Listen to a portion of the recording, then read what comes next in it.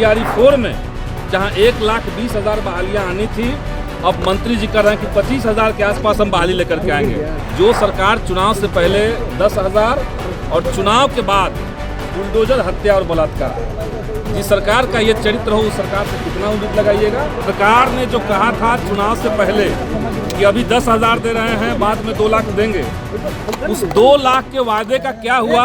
नमस्कार, आप live studies देख रहे हैं, आपके साथ मैं हूं वसीम खान। सदन के बाहर विधायक संदीप सौरभ ने देखिए TRE 4 बहाली को लेकर के मोर्चा खोल दिया है और शिक्षा मंत्री के खिलाफ खूब गरजे हैं।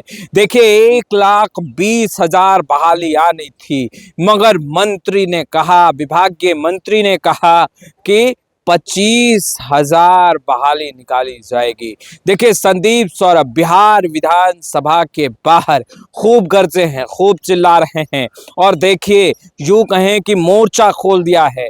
क्या कुछ कर रहे हैं संदीप सौरभ, सबसे पहले आप सुनिए। सरकार ने जो कहा था चुनाव से पहले कि अभी 10,000 दे रहे हैं, बाद में 2 लाख देंगे, उस 2 लाख के वादे का क्या हुआ। एक तो ये हम लोग चाहते हैं, दूसरा है दूसरा सवाल है कि बिहार के जो किसान हैं जिनकी धान की खेती हो गई, धान का पैदावार हो गया है, लेकिन अभी सरकार केवल 18% धान खरीदने का लक्ष्य ली हुई है। तो धान बाकी का धान जो है वो क्या बिचौलियों को देना होगा किसानों को।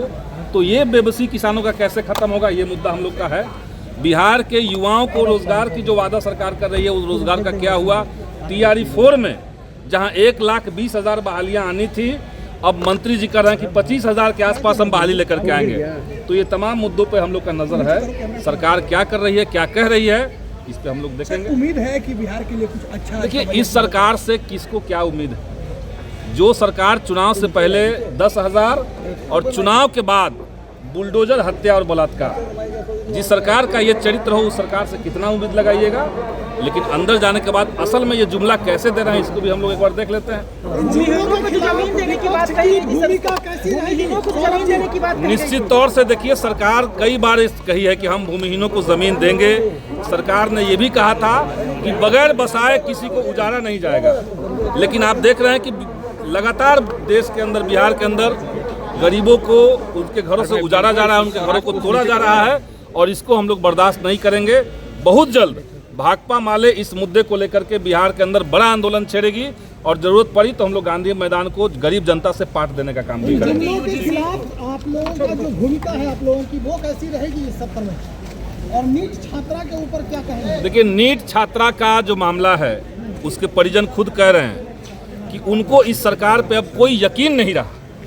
DGP जब खुद मामले को रफा दफा करना चाह रहे हैं तो सरकार का क्या रवैया है ये सब सामने आ रहा है। हमारी मांग है कि सुप्रीम कोर्ट के सिटिंग जज के सुपरविजन में इस पूरे मामले की जांच हो। और अब देख रहे हैं आप लोग कि केवल नीट छात्रा जो जहानाबाद की रहने वाली थी, केवल अब उसका मामला नहीं, बिहार के तमाम जिलों से ऐसी खबरें आ रही हैं जहां पे लड़कियों के साथ, महिलाओं के साथ यौन हिंसा, अपराध, हत्या, बलात्कार की घटनाएं आ रही है। सरकार पूरी तरीके से फेल है। और सबसे दुखद बात यह है कि जो लड़कियां पटना में रह करके पढ़ाई करने के लिए आई थी, उनके परिजनों को जब लग रहा है कि ऐसी घटनाएं लगातार बिहार में हो रही है और सरकार आंख बंद की हुई है, तो लड़कियों को घर बुला रहे हैं लोग। केंद्रीय बजट में भी कई सरकारी गर्ल्स हॉस्टल खोले जाएंगे। केंद्रीय बजट में तो पूरा जुमला ही जुमला है। केंद्रीय बजट में अभी सरकार ने कहा कि मनरेगा समाप्त करके हम जी राम जी ला रहे हैं और केंद्रीय बजट में उसका जो योजना था उसमें 50,000 करोड़ की कटौती कर दी गई। तो आप इससे तो 125 दिन की आप बात कर रहे हैं कि 125 दिन हम रोजगार देंगे। 125 दिन की बात छोड़िए, आप उससे 50 दिन भी रोजगार नहीं दे सकते हैं गरीबों को। तो ये पूरी तरीके से गरीब विरोधी बजट केंद्र का रहा और बिहार भी उसी नक्शे कदम पर अगर चलेगा तो हम लोग उसका भी विरोध करेंगे। तो आपने सुना विधायक संदीप सौरभ को स्पष्ट रूप से कहते नजर आ रहे हैं कि विभाग के मंत्री ने कहा है कि 25,000 बहाली निकाली जाएगी, जबकि TRE 4 के लिए 1,20,000 बहालियां निकाली जानी थी। तो देखिए रोजगार के सवाल पर और TRE 4 के सवाल पर विधायक संदीप सौरभ का गुस्सा फूटा। सदन के बाहर खूब गरजे, क्या कुछ कहा विभागीय मंत्री यानी शिक्षा मंत्री को लेकर के।